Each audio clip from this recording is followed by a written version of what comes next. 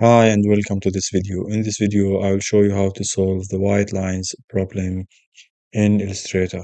So when you export your image, you will see white line on the left, the right, top or bottom of your image. So why and how to solve this problem. So let me show you the problem first. We have two artboards, one on the left and the other one is on the right. And let's try to export the left one. So as you see, there are no white lines here, left or right or top or bottom. And let's try to export the second one. And as you see on the left side, there is a white line here in the image. And now let's see how or why this white line is there. So we need to go to the artboard and then to select the first artboard, and the first artboard is X. His position is on the x-axis 0 and on the y-axis is 0. And the second one is something with a comma, and the y is also something with a comma.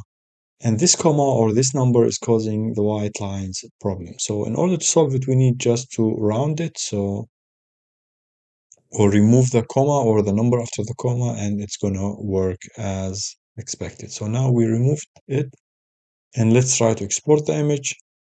And as you can see, the image is on the left side is okay now. There is no white line here, and it's ready to be exported. And in order to avoid this issue, there is a solution that you can use always. You can go to View and you can activate Snap to Point and Snap to Pixel. Or in general, you can just activate the snap to pixel and it's gonna work fine. So if we want to move now our artboard, you can watch here the numbers. When we move it, it's not gonna add fractions.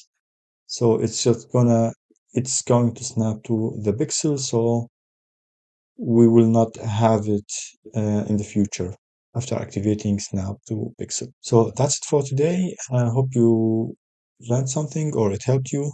See you in other videos.